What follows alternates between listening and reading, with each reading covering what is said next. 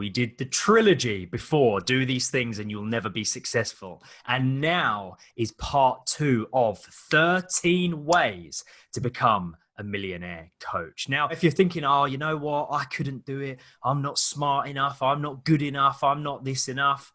The only thing you need to be really, really good at is coaching. And we can help you with that. We can teach you how to be a great coach. You don't need to be anything else. So we covered one-to-one, we covered group coaching, we covered membership, we covered courses, and we covered intensives.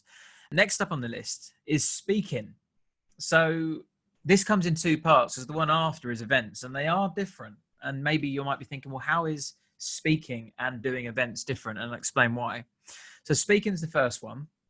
And that is being a paid speaker. Once you've learned these coaching tools and techniques, you can go and deliver them at keynote conferences and, well, be the keynote speaker at conferences or, entertainment events or, can be all sorts of different events where people will be looking for inspirational, motivational, valuable speakers to come and deliver value to their audience. Speaking is a very, very high paid, desirable way of making money as a coach. You get to travel. Maybe you might be an international speaker. We've spoken on some stages in Barcelona and Santorini, and I mean, you can't really get much better. That's got to be one of the pinnacles of doing what we do, getting to get on a plane and literally just, come in for a couple of hours, enjoy the event, speak and get paid for it. But of course, like everything, you have to have that value to offer, or you have to have that significant story of overcoming an adversity or, achieving something or inspiring or something that's going to resonate with the audience. It doesn't always necessarily need to be educational training. It could just be sharing a personal experience of yours that was going to add value or create some sort of epiphany for the audience. So yeah, speaking, probably one of the most exciting and also scary, if it is for me anyway, parts of the coaching industry, I think. It's interesting, isn't it, speaking? Because the idea of being a speaker, it seems like such a prestigious thing. Like, my God, if I can get to that stage where I'm standing up there on stage, talking in front of even 100 people, 200, 300, up to 1,000 people, seems like a very prestigious thing. But one of the reasons why we want to talk about speaking as one of those elements that could drive you towards becoming that very successful millionaire coach is because getting speaking engagements is easier than you think. For the most part, you can ask. That's what a lot of people don't do. They don't seek out people who are running events and introduce themselves and ask, can I speak at your event?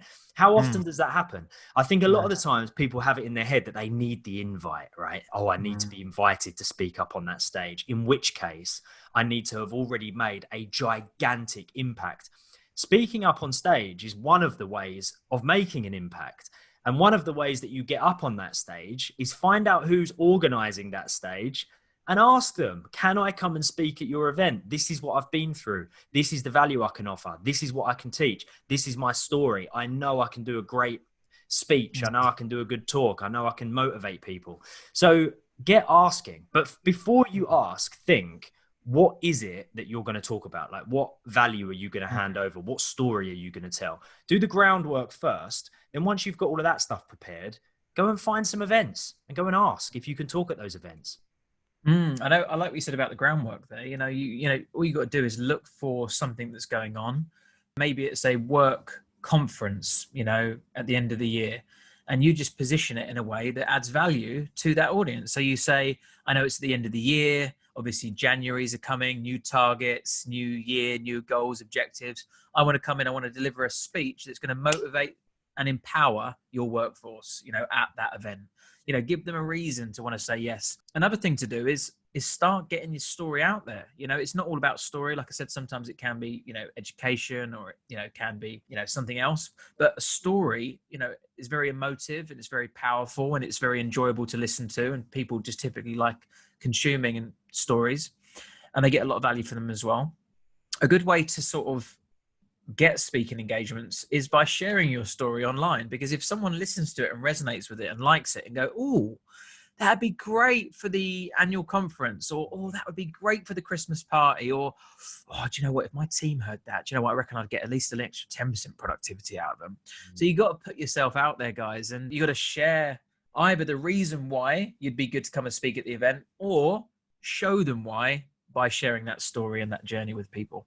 It is easier than ever to demonstrate to people the power that you can bring to an event. Right now, me and Lewis, we've got a lot of experience talking up on stage in physical. It's so funny, isn't it? Like in this world, this COVID-19 world, and some of you might be listening to this 1 year on, 2 years on, who knows what's going on with that crazy thing at the moment. But at the moment, as we're recording this, we're right in the middle of this sort of COVID thing, and we're talking about normal events, but we call them physical events. Whereas once upon a time it was just an event, right? But a physical event, like actually being in the same room as people and being in a stadium, we've got a lot of experience with that. And we've also got a lot of experience doing online events. And recently we organized an online event, Fire Up, virtual Fire Up. And that was fantastic. You know, Lewis took people through this journey of thought and transformation. It was almost like a type of moving meditation. I had people in tears with the talk that I was doing. We can take that footage if we wanted to. We could send that to an event organizer, and we're like, that's the sort of impact we can make online. So could you imagine the sort of impact we could make offline? So use those online events, you know, organize an online event, right? If you want to go out there and no one's hiring you and no one's putting you up on stage, go and organize an online event, which can be done entirely through Zoom. Get a few people to turn up, pick a topic, fucking deliver a speech that just bears your soul, and then use that footage to send to event organizers and say, this is what I'm capable of. Put me on your stage. And that brings us on perfectly to the next one, which is events. Speaking is being a speaker at somebody else's event. However, the best way to become a speaker is to create your own event. And Liam mentioned this once. And I think it was a bit of advice he was giving somebody. It was actually in Santorini. I remember this because it just makes a lot of sense. Someone asked Liam, you know, I want more speaking gigs. I want to be able to speak on stage. And you turn around and said to her, you got to build your own stage. Absolutely. And it's just such a, I love that. You know, why wait for someone to pick you when you can be the co-creator that brings it all together in the first place, you know, and create that own stage for yourself and position yourself right at the fucking top of the Christmas tree where the star should be, you know. Definitely. Make yourself the pinnacle, you know, put yourself amongst these other stars and these other speakers and build your own authority. You don't have to wait for anybody to give that to you. And for anyone who's thinking, oh, but I mean, how would I put on an event? I wouldn't be able to afford it. I wouldn't be able to get the speakers. Honestly, if you can create like a good, you know, offer for some people, you know, it's an event that's going to help people in some way. We created an event in London called Fire Up, because we did a virtual one recently, but before COVID, we did a real life event, and it was called Fire Up, and it was to get entrepreneurs motivated. And we created this concept, which was walking on fire. And we got all this sort of people in play. It was like, right, we've got a firewalk team there. You know, we've got an after party here. We've got the venue there. It was like, okay, so we're going to help entrepreneurs get fired up. Thought of some speakers we could pull together, got the concept, and then launched it. And that's the key, guys. You launch it before creating it. Because then you get the money from the ticket sales, and then you prove the concept actually works rather than putting on a massive event and realize no one wants to do it. And then you go and put it together. And that's all we did. And I actually, you know, created that event with a few other sort of people we've collaborated with on a WhatsApp group. You know, it doesn't necessarily need to be this big, drawn out, complicated plan. It's just like, right, who can we add value to? Where are they? What can we offer them? Sell it, get the money, create it, deliver it, put yourself right at the top of the Christmas tree, that star position. And at the end, you've just created a speaking gig, and you've also put on your own event, and hopefully you've made some money out of it. So it doesn't need to be as complicated as we make it, does it? No, it definitely doesn't. And if you think about it as well, you know, and that's developing an event where you get a group of people to actually attend an event in a room. You know, people can take it one step before that and organize an online event, and it doesn't need to cost them anything. You know, you could get a group of speakers together that are willing to talk at your event for nothing. You talk for nothing. You could utilize your social media in any way that you can to promote the event, do a build up, do a launch. And what you're doing is you're asking people to click on a Zoom link and attend a Zoom meeting. And then that's your event, you know, record the event. So yeah, the events that / speaking gigs, you know, in terms of like, there's a crossover there, but yeah, now talking about the events, the whole build your own stage thing came from when I was an actor. When I was in drama school, there was what I would see is it's much like the business world in many respects. 99.9% of actors sitting around waiting for the phone to ring, hoping that someone's going to put them in a TV show or a film or something like that. And there's that very small percentage of actors who will then go and write their own play.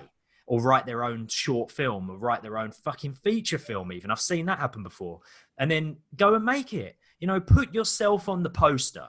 Put yourself in that star role, that leading role. Go and build your own stage.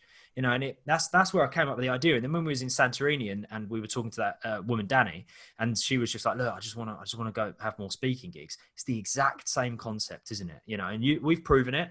We built our own stage in fucking loads of different ways. So that's one thing that we will always encourage coaches to do is be proactive. Don't wait for the phone to ring. Don't wait for just a whole bunch of clients to come knocking on your door one day. You've got to be proactive rather than being reactive. Proactive wins every single time without a shadow of a doubt. Proactive versus reactive. If you're being reactive and you're just reacting to what's going on around you, you're at the mercy of of external forces. If you're proactive and you go out there and you build something, then you're making the decisions. You're putting yourself on the poster. You're giving yourself pride of place. Go and build a stage, an online stage. It doesn't even need to be big. And then that will increase your chances of then going and getting speaking gigs like we spoke about before.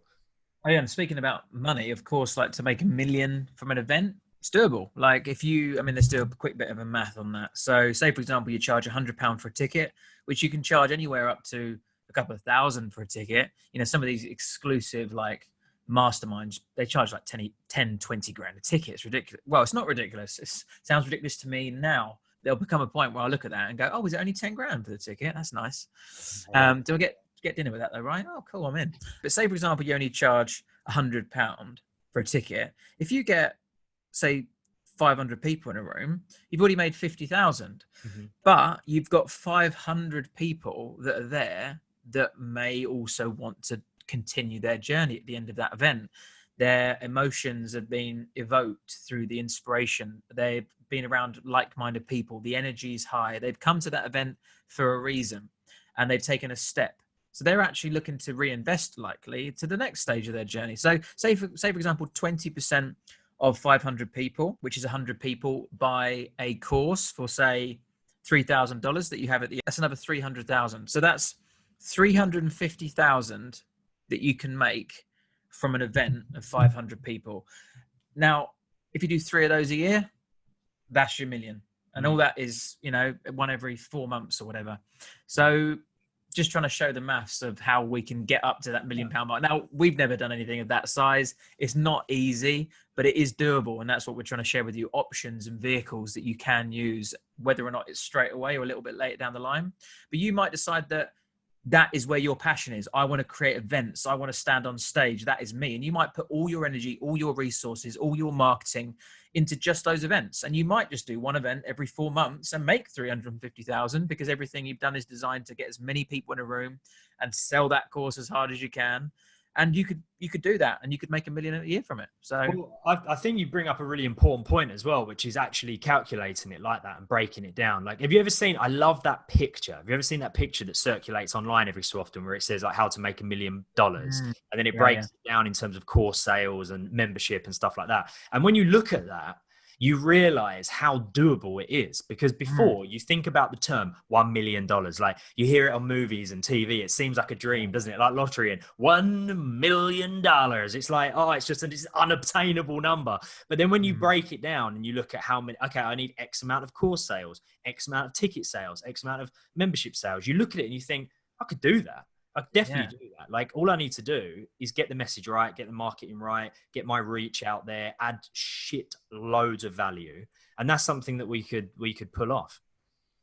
Well, in terms of the course sales, I always, because I remember I've seen that graphic and it sort of breaks it down into like the different variables of how many you would need at what price. But yeah, in terms of course sales, you need $2,500 course sales to make $1 million, or 500 $2,000 courses to make $1 million. If you look at it like that, it's like, that's not even that hard. I mean, we've done it and it's actually very doable, isn't it? Or 1,000 course sales, or, you know, the math depends on, you know, how big the numbers are and how big the quantities are. But yeah, it's very doable when you start to break it down like that and have a plan of how you're actually going to achieve it rather than seeing this very vague, unobtainable dream too far in the future. But when you're like, okay, this is what I need to do to do that. I can always say for people that want to earn six figures, they want to start off in coaching, they want to earn six figures. I'm like, break that down. What is that? It was $8,000 a month, 8,300 a month or something. Okay, well, how much do you want to charge for your coaching program? I don't know, $2,000. Okay, well, you need 4 clients a month then. How many is that a week? 1 a week. Cool. Well, how would you sell 1 client a week? Well, I normally when I, I've done a few discovery calls before, and when I do, I probably get 1 in 3. Cool. So if you want to get 1 client a week, you need to do 3 discovery calls a week. Cool. What do you need to do get 3 discovery calls? Well, to get that sort of traction, I probably need to either post a few bits of content or put a few offers out, or maybe message a few people and see if I can help them and offer them the discovery call. Okay. What sort of numbers are we talking? I don't know. I'd probably say reaching out to 10 people and probably posting 3 bits of content. I'm like, cool. That's what you do this week then. Because if you do that, that will lead to your end result. You've got a plan then. And as long as you feed the numbers through it, then you're going to get to that outcome. And it doesn't need to be any more complicated than that, really, because numbers don't lie. Yeah, definitely, mate. I couldn't agree more. And because people look at that end result, don't they, as this big, scary monster, like this thing they could never obtain. And it's similar to running a marathon, isn't it? When people say, I want to run a marathon, like 26.2 miles. If you really broke it down, it would come right down to the very, very first step, the very first, training that you do, the very first run that you do. And it's a case of, right, like you just mentioned, do that. Don't worry about anything else. Just do that. Just do the first thing that you need to do to move yourself closer to the end goal. So when it comes to the example you just gave, putting out 1 bit of content a day and contacting 10 people, just do that every week. And it will eventually build up and build up and build up till you get to the number that you want. But it's just interesting, isn't it? Like people's attention doesn't tend to, it never goes to that place until you get coached around it. Until someone breaks it down with you, you just see the $1 million and you think, oh, it's a dream. It's just a dream. It's a lottery win. But it's interesting, isn't it? It's not many people that decide to go on that journey of breaking it down completely by themselves. Most of the time, you need a coach to take you on that journey and to break it down with you. And, that's a good thing for us. It's a good thing for all of our coaches because, it's a highly valuable person to have by your side as you're trying to figure out something like that. But it does beg the question, doesn't it? Like, why? Why isn't that something that people just naturally do by themselves? Why don't they sit back and think, I'd love to make $1 million. What do I need to do to get there?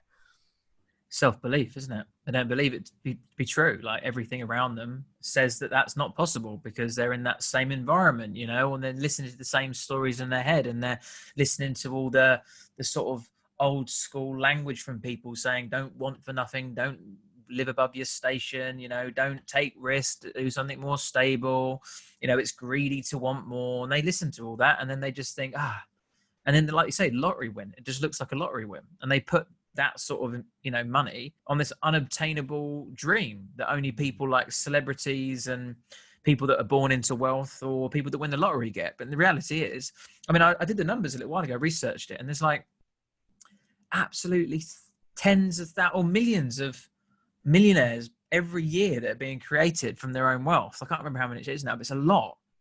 It's a surprising amount, really. Yeah, you've got to believe it to be able to go and seek it, haven't you? I love the topic as well because it's all relative, isn't it? Like, can you remember that time when you were at my apartment and we watched that documentary about billionaires, and it said that like the amount of billionaires there are in the world, as well as millionaires, is getting bigger and bigger and bigger every year. And out of all of the world's billionaires, something like 4 of them have more money combined than the rest of them. And then there are all of these billionaires looking at the top 4 and thinking, God, you've got so much money. I wish I had as much money as you. So it's all relative, isn't it? Because you've got someone like, I remember on the documentary, you've got like a very world-class entrepreneur like Mark Cuban, who's worth something like $4 billion. And I remember, and he was talking about how he looks at Jeff Bezos, who's worth $182 billion, and thinks, fuck, you're rich. You've got so much money. And this is a guy who's worth $4 billion, not million, billion, 1,000 billion times 4. Like, it's an unbelievable amount of money. So it's all relative. So what we want to do is we want you guys to remove any of those deep-seated limiting beliefs that have been driven into your brain over the years, where people have said, that's not realistic. Because at the end of the day, you're talking about making $1 million. If you turn around to someone like Mark Cuban and say, oh, that's not realistic, is it? I think you're talking fucking crazy, because that's his lunch money. Do you know what I mean? And then his $4 billion, that's Bill Gates' lunch money. So there are no levels. Remove the Yeah. levels. You've got to create the levels. And I tell you what the biggest problem is with not having that big goal is you don't create the right plan in order to actually get that outcome. So say, for example, you think a million is unobtainable. So what you do is you go, I'll tell you what, I want to go for 50 grand a year instead. That's more realistic. And you create a plan for 50 grand a year. The problem with that is you're always going to only earn 50 grand because that's the plan you've created. However, if you set your targets to 10 million a year and create a plan that's going to allow you to do that, and you're going to have to be a little bit more strategic with it and leverage your time and create a bit of a more of a, an intelligent business model, like we're explaining to you now, some of these different vehicles that you can use, then you'll find that you'll take the right steps to create the wealth that you're actually looking to achieve, rather than, there's an expression which I've said recently, I can't remember if it was on a podcast or wherever it was, but it's like, I would rather aim high and miss than shoot low and hit. It's like, I'd rather go for 10 million and only make $1 million than go for 50 grand and make 60 grand. Yes, exactly. Because if you're aiming low and you hit it, what's the fucking point? You aimed low in the first place. So it's like when people say it's the equivalent of not participating in something in case you don't win. Okay, using an analogy, well, I'm not going to run the race because I might not win. You automatically lose by not running the race. And it's the same with aiming low and actually hitting your target. What is the fucking point? Because you've aimed low, you've hit your target, but at the end of the day, you aimed low in the first place. I think there is one that's very, very connected with that one, and it's similar, just in a sort of different environment. And that's the thing that you've got quite a lot of experience in, which is the training. Mm-hmm. Yep, absolutely. It is. And it is similar to speaking and events, because what you're doing when you do training for different organizations, or you do training for individuals, whether it's someone, you've got a group of people in a room on a course, they may just be individuals who want to learn a new skill set, or it might be a collective of top level execs within a business, or like the people who make the decisions and run the business. You're standing up in front of that group of people delivering value, right? That's basically what it is. It's like a speaking event in many respects. There's a bit more, I guess the only difference between a speaking event and training is, like, typically it's going to happen more than once. I think it's probably the only difference, isn't it? Like a speaking gig is usually this pinnacle of this one day experience, maybe a couple of days, whereas training could be you're coming in for 3 days a month, for example. Exactly. And the participation as well is one of the other things that separates it. If you and that's good, that makes it easier when you have that audience participation. You've got questions thrown at you which are focused around what it is that you're talking about. Generally, when you stand up on stage at an event and you do a talk, you just do your talk, right, from start to finish. And then right at the end, there may be some form of Q&A. But with the training, it's like the equivalent of standing up, in front of an audience and delivering a talk, but there's participation. And one of the reasons I think that makes it easier in many respects, and it's one of the reasons why it's the mindset that I put myself in when I go to do when I go and stand up on stage and do a speaking event, is I get it into my head that all I'm doing, even if it's a room of 1,000 people, all I'm doing is having a chat. And I'm just having a chat with all of these people about something that I just happen to know a lot about. That's all I'm doing. If as soon as I put myself in the position where I'm thinking, right, I'm standing up on stage, it's like a performance, I've got to get it right, I don't want to fuck up, it's like game over. Like I can't think that way. I just have to think all I'm doing is standing up in front of a couple of people and having a chat. And whether that's 2 people or 1,000 people, it doesn't really matter. The training is a good version of that, because in many respects, that is what you're doing. You're having a chat, you're interacting, you're taking questions, and that can be really lucrative. And I'll tell you why, because organizations, especially, and we're going to talk about corporate coaching in a minute, but that's a little bit different. But say training for an organization, depending on the outcome that you're trying to achieve, they are willing to pay a lot of money for that, depending on who the organization is. And again, be proactive and use your noggin. Say, for example, you look at the news or you hear from your friend that a certain company has just done a lot of redundancies, for example.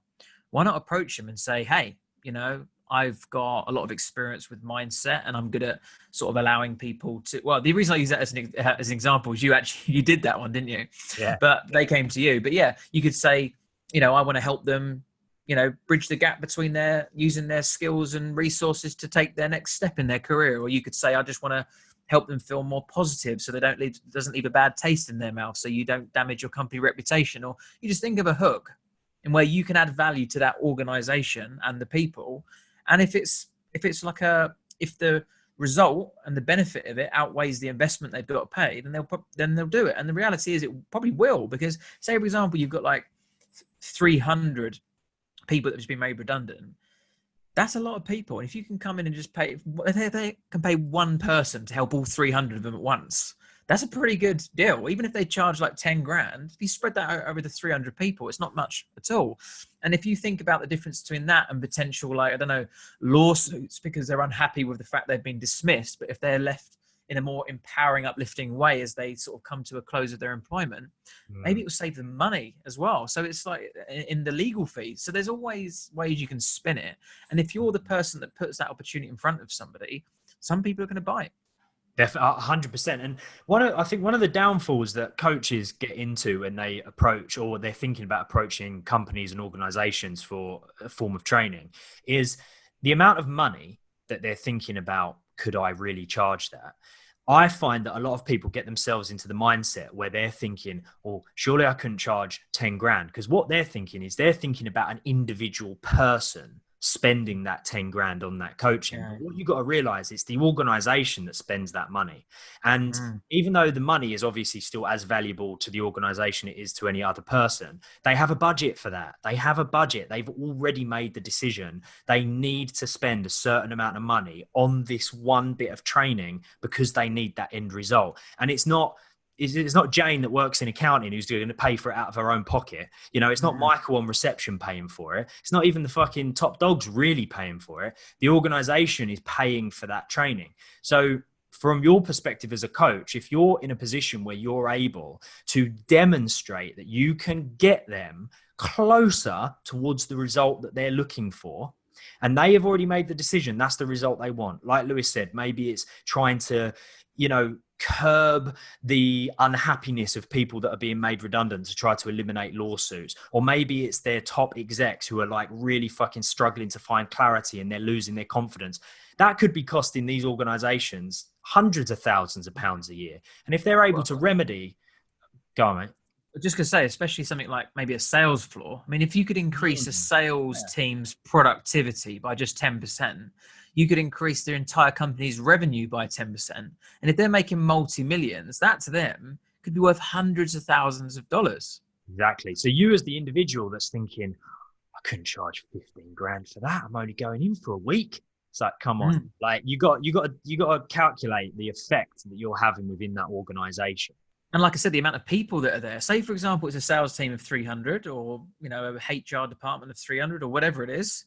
If you're charging $10,000 for that and you spread that over 300 people, that's about $33 a head. And they, like you said, they've got budgets and that could be worth tens of thousands per person to them. So anyway, it's all about the value you add and the result you get. It's not about your time. It's not about anything other than what you've got to offer. And if you're a coach, you've got something very valuable to offer. Absolutely. So never forget that, guys. It always comes back to that same calculation. The more value you add, the more money you make. So just go at it from a point of view of adding value. One on our list that I think leads on quite nicely from this is the corporate coaching. This is a really interesting one as well. When there are individuals within an organization that need coaching, that is something that organizations value very, very, very highly. There's that corporate training. There's the element of training, standing up in front of everybody, training a whole sales floor, training a whole department. But sometimes individuals within a company, especially if they are in a position where they make a huge difference to that company's revenue year on year, a lot of the time they need coaching, right? Because what they're good at what they do. But once again, why is coaching valuable? Because people can't see their own blind spots, right? They don't know where they're going wrong. And you need to hold a mirror up to that. I've had some really incredible corporate coaching clients in the past and various different people that are on this level of sales, right? And they're just underperforming, all the way up to the executives within the company who are just completely fucking lost and they don't know where they're going to take the organization the next year. Organizations, corporations, they highly value that corporate coaching? Well, I wouldn't say it's not even well, of course it's valued, but I think that some companies it's mandatory. It's just part of the leadership department. Like you have to have coaching, it's just a necessity, and they've got a budget for it and they can see the benefits of it, and they just need somebody to do it. And and different problems come up. Like it might be that the CEO has got an alcohol addiction, or, it could be that it's gone through a divorce, or it could be he's got too much stress going on right now. And yeah, like you said, that could be worth so much money to an organization, because if the CEO's out of action, they're in real trouble. And if they can just get someone in to charge a couple of grand to ask him a couple of questions and get him to see a different perspective, or break down some fear, or feel a bit better about a situation, or create a plan, or any of those things, it's going to make a dramatic effect on him and her. Sorry, it's not just a man, on them. And then as a result, it will then have an effect on the business, and it always has some sort of ROI attached to it. You know what? You're absolutely right. That mandatory corporate coaching is a big thing nowadays as well. We're living in that Google generation where organizations understand the power of looking after their people. Whether it's free massages, whether it's free coffees, or they'll do your laundry, and your dry cleaning when you turn up in the morning. However they approach that kind of looking after their people, looking after their staff. There's a really interesting term for that, right? And I learned this when I was doing some corporate coaching, and I find it such a bizarre term, and it almost sounds like a bit of a dirty term in a way. The term is human capital, right? So organizations look at their human capital and think, we need to look after our human capital, right? We've got a certain amount of human capital within our organization. We've got to look after it. We've got to make sure it's thriving. So they do allocate budget for that mandatory coaching. And you know what? From experience, this is a good thing for all of you people listening, right? All of you coaches listening to this is a really good thing for you. The biggest problem that corporations have when it comes to corporate coaching is finding coaches. The conversations I've had, they've all said to me, well, we knew we needed a coach, but we didn't know where to look. Don't know where to find them. Where are they? Because they don't know. They're not in the coaching space. So what you've got to do is you've got to do what Lewis said earlier. Be proactive. Go out there, use your noggin, find organizations that could benefit from coaching, prove to them and show them why you're going to be a valuable asset. Because I know from experience, these corporations, they're sitting around scratching their head thinking, well, where do I get a coach? I don't know. Maybe I'll just Google it. Where do you find a coach? You want to be proactive, pushing your profile, going out there and finding them. You could build a full-time career of corporate coaching if you can tap into. Oh, definitely. Charge a lot more money for it as well. Message them on LinkedIn, ring them up, email them, go and knock on their bloody office door and walk in and put a business card down. Old school business, it works. It's a relationship building, communication, thing where you just have to get yourself out there and speak to people, and it works every time. It's just, again, a numbers game. If you knock enough doors, you'll make some sales. So another one we got here, publishing a book. And yeah, once you learn all these mindset tools, techniques, frameworks, you become incredibly valuable. And of course, coaching is about asking those challenging and thought-provoking questions, but you can start to challenge people and question people via a book. You can share stories that create epiphanies. You can actually have some, at the end of chapters, there is a lot of books that ask yourself these questions and write down these notes. They're more practical based books that actually get a result.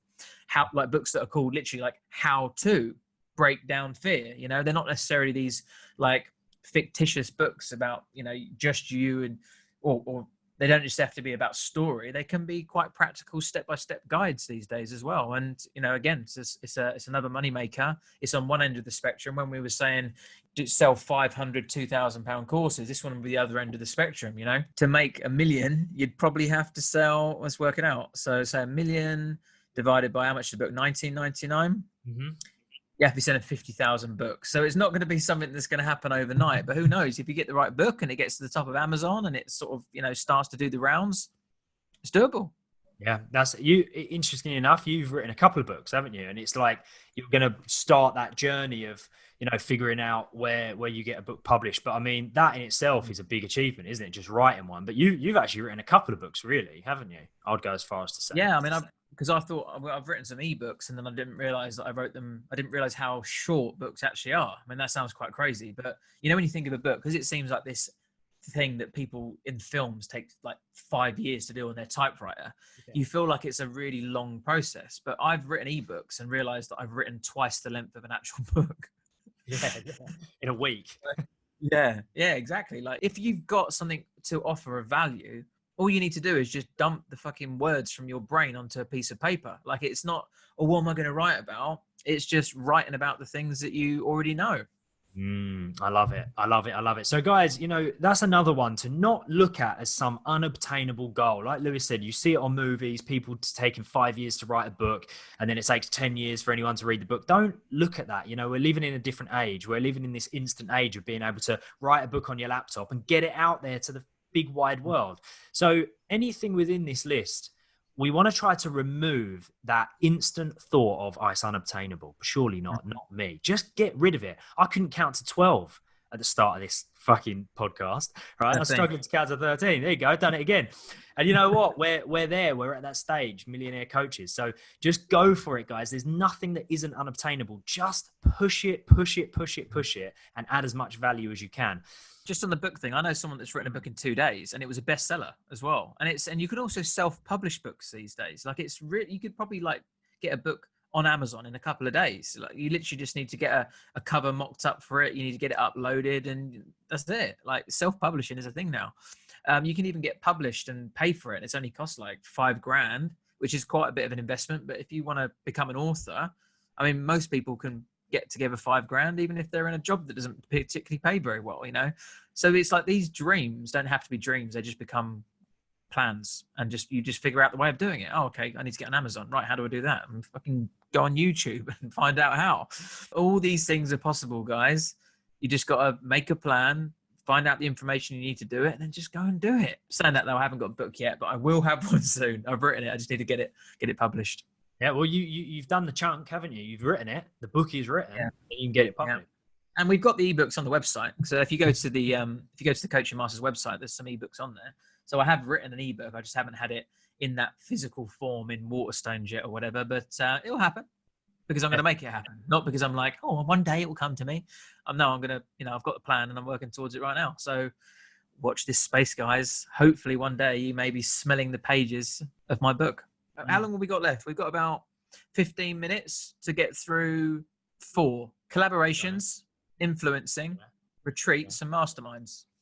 Right. So let's start with the collaborations. So collaborations, also known as joint ventures, are things that you do when you partner up with either a competitor or someone that's doing something that's got some mutual interest, and you partner up and do some work together. You find a piece that they've got that you need and you give them a piece that they need.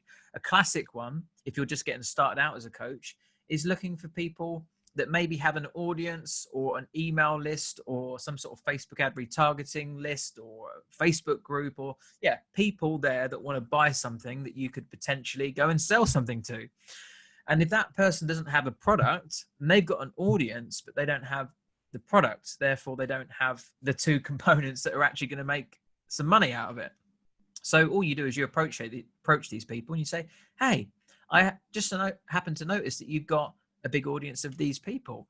We happen to have a great product for those people. And how about we come in and, add some value, do some training, and provide an offer that's going to genuinely help that audience, and we'll do a revenue share on it.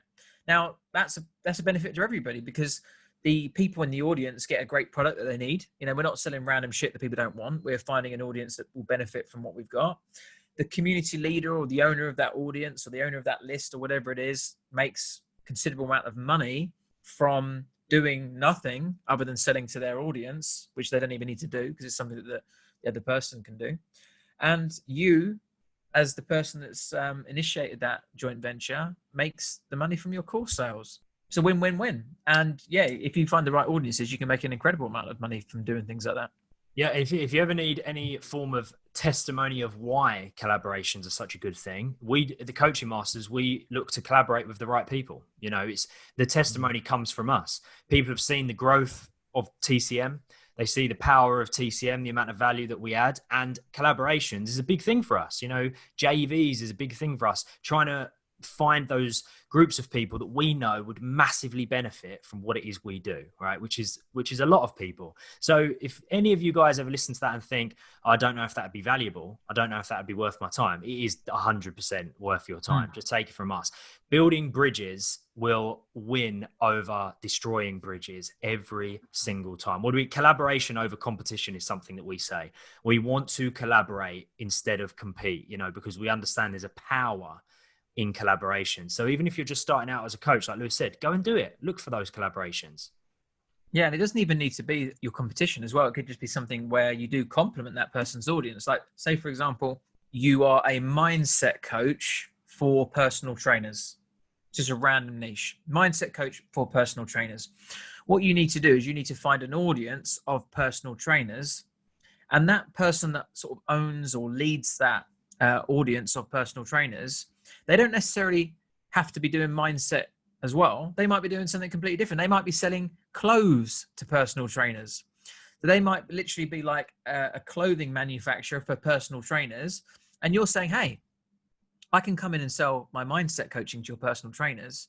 The personal trainers are going to be very happy because they're going to have a better mindset. It's not going to take anything away from you because you're selling clothes, and we can make some good money from it, and we'll get some new customers out of it. Win, win, win. If you can create deals where everyone wins, you'll find yourself having a lot of success.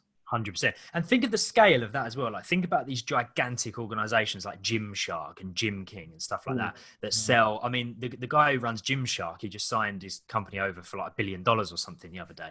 And but like, imagine that. Imagine if you were a mindset coach for personal trainers, knowing that a huge chunk of personal trainers shop in his shop, and he's not going to lose anything by offering them mindset coaching. In fact, he's just going to make a very large amount of money from getting into a joint venture with you because you offer them mindset coaching for personal trainers.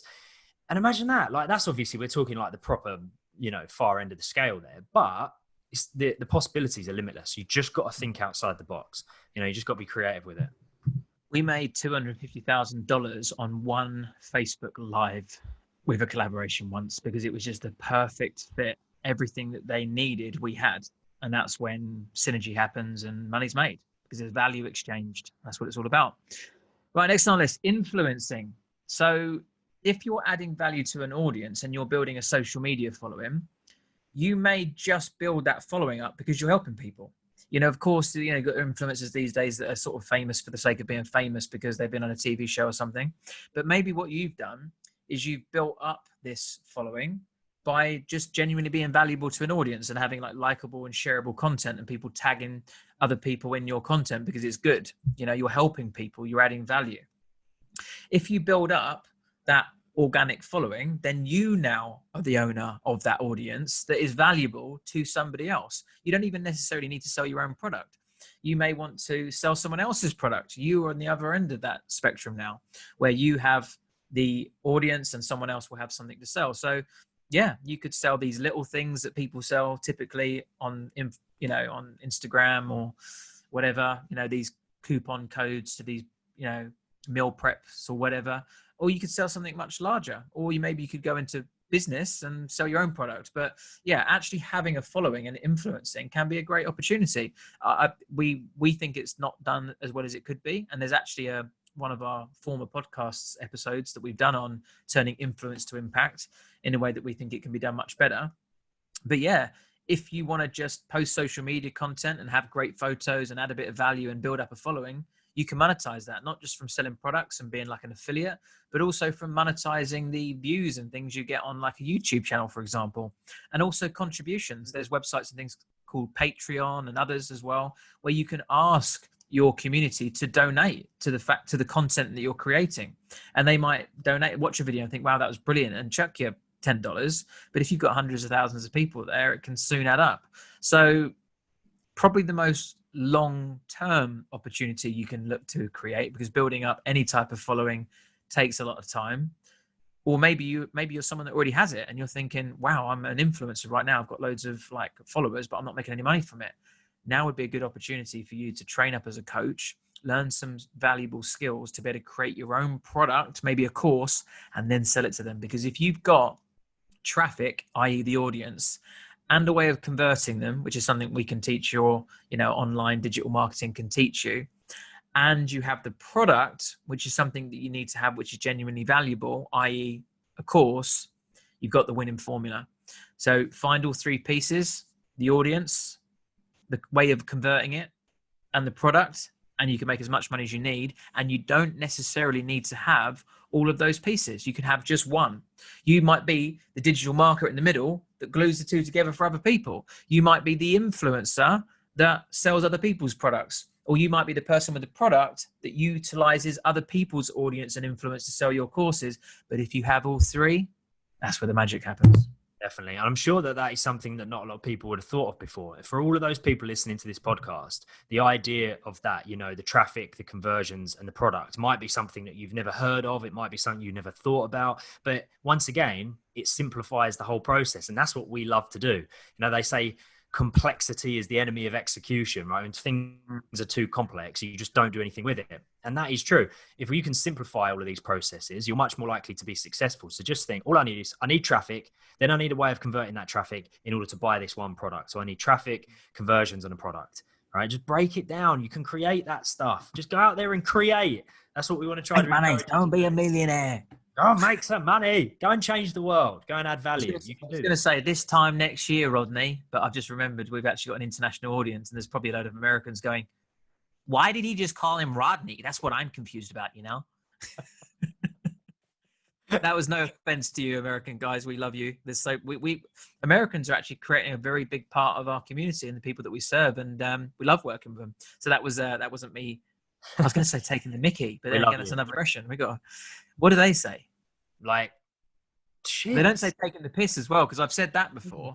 I said, oh no, I'll tell you what they don't say, because I've said pissed as in alcohol. I've gone, oh, he's pissed. And they go, oh my God, why? What's happened? Yeah, like he's angry. Angry. what would they say for taking the mick or taking the piss? He's I have no idea. That's so interesting, isn't it? I don't know. Right, if you're listening to this and you're American, please message either Liam at liam.james.collins or myself at Lewis Raymond Taylor on Instagram, or both of us, and let us know when you actually, how do we even reference this? If someone is like making fun of you, would they maybe say that? Yeah, I mean, I think they would know that, making fun of, but like, what would be the term for that they would use? Taking the piss or taking the Mickey. Or have you ever heard anyone say taking the Michael? That's like the posh version, isn't it? I have actually heard that a couple of times. I've been at parties before. You taking the Michael? Are you taking the Michael, young man? So let's get through these last few. The other one's retreats. Now, this is something we've spoken about, but full confession, we've never actually run our own, but we have got it planned for March 2021. And that is a plug, actually. Fuck it. It is a plug. Who wants to come to our retreat? Come and do it. It's going to be in Bali, and it's going to be absolutely amazing. We're going to have water purification ceremonies, sound healing, cacao ceremonies. We're going to have float tanks. We're going to have training, massages, fires on the beach. It's going to be absolutely insane. But yeah, in terms of the opportunity, retreats is, I know I've never done it, so it's kind of hypocritical, but I'm convinced it's the easiest thing to sell. But most people think it's the hardest, because they think, oh my God, doing a business like in a different country, and like, wow, it'd be so expensive, so it'd have to be so amazing. Retreats are the easiest thing in the world to sell, because they're going to be in a great location, which means no matter what happens, they're going to have a good time. You know, if you take someone to a week in Bali, right, you could literally just like chat with them all week, and they're still going to have a great time because they're in Bali. Sure. You know, so it's and all it is an Airbnb that you rent out and bringing some people together and co-creating an event. You bring a massage one day, you bring a yoga trainer the other day, you know, you deliver some training and some workshops on another day because of your coaching, and you put it all together and you put a little bow on it, and you also bring some great people together that end up having great experiences together and connecting with each other and sharing emotion together, and it ends up being one of the most profound experiences of their life. And all it was calling up a couple of your mates or a couple of people on Instagram, putting some food on top and renting out an Airbnb. Well, if you think about it, if you were to go and do some training, or you do some coaching, or you're going to speak up on stage, one of the first things that you're going to think about is, you know, what am I going to be able to do that adds value, right? Or what the audience that listen to me come and speak, how am I going to add value to their life? The training that I'm going to do, how am I going to add value to the participants? My coaching clients, how am I going to add value to their life? So as long as you've got that in your mind and you're thinking, right, by the end of this retreat, I'm going to have been able to add value to these people's lives by doing X, Y, and Z. all it is doing that exact thing, but in a really, really nice place, which just makes it much easier. And it takes the pressure off as well, because you don't have to be the one that's adding value all week. Like Lewis said, you get massage, you get yoga, you get water purification, you get all of these different experts in all of these different fields. And all you need to do is hire them, make sure they're good and hire them and make sure they turn up on time. And then your part that you play, which is the adding value, I mean, that could happen over 1 day or 2 days. You know, and don't forget, when you run a retreat as well, you don't organize people's flights. That's another thing that I think people are like, how could I do that? How could I organize flights for like 20 people? People sort out their own flights. You know, you organize Sometimes they even the event. do their own food and everything as well. Yeah, absolutely. A lot of retreats are like that, you know, and it's like there could be a few days where you've organized a few meals, maybe a few lunches. Like, so you organize the structure, but people look after themselves, you know, they're big boys and girls that turn up to these retreats. You're not having to hold their hand the whole time, you know, and if it's in a really nice location, they're going to want to also do a bit of exploring as well at some point. The key word to a lot of these strategies is leverage. Like, how are you leveraging your time? How are you leveraging other people? How are you leveraging other locations? You know, adding an extra valuable asset to your experience of delivering coaching by having it in a different country makes it hugely more desirable. It also makes it more likely that someone's going to allow themselves to take that for themselves, because to justify a holiday for a lot of people they feel like it's selfish. But if they can couple that with ROI in terms of getting trained, they feel more like deserving and allowing themselves to accept it. So you're doing someone a favor as well by allowing them to experience a holiday and an experience abroad with other people and enjoy themselves whilst delivering your coaching. So it's valuable in that way. So yes, retreats, another way to become a millionaire coach. Last one on our list.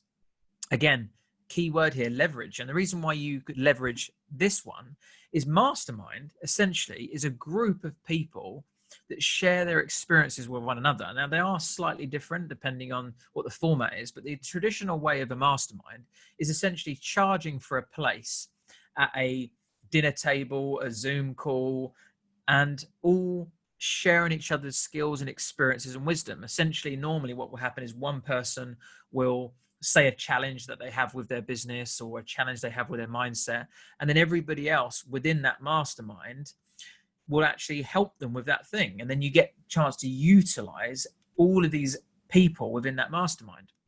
The brilliant thing about this is if you're the person that co-created that and brought those people together, you're leveraging the skills and abilities of others, and it's still equally as valuable for everybody who's in that place, because you'd be the one that brought them together, but you're the one getting paid for it. And you can also be a part of that mastermind as well. Like, say, for example, you charge everyone, $5,000 each to be in your mastermind. There's 10 people there. You've made 50 grand, but you've also just bought yourself a seat as well. Yeah, so again, build your own stage, build your own mastermind, leverage other people, leverage other people's expertise, leverage other countries, leverage your time and people and places and things in order to be more strategic and make more money and become a millionaire coach. 13 ways with a nice little bonus, 14th actually, with the mastermind. So in total, 14 ways of becoming a millionaire coach. Wow. You can't count. Yeah, see, there you go. I kept that one in my back pocket, didn't I? I might not be able to count, but I can coach. And that's all I need, baby. That's all I need. Yeah, but there you go, guys. There's 14 ways of becoming a millionaire coach. Go and utilize them. Go and use them. Go and jump in feet first. Should we say research them? Yeah, a little bit, but go and take some fucking action. Just go and do them. And always, guys, actually not as always, I don't think we've ever said this before, but if you want to learn about these things, this is the sort of thing we do for a living. So of course, go and check out thecoachingmasters.com. We've got a membership that will blow your mind, and we've got courses that will absolutely change the game for you. So go and check out the Coaching Masters and see what we've got to offer. We hope this has been helpful as a part of this 2-part series of how to become a millionaire coach.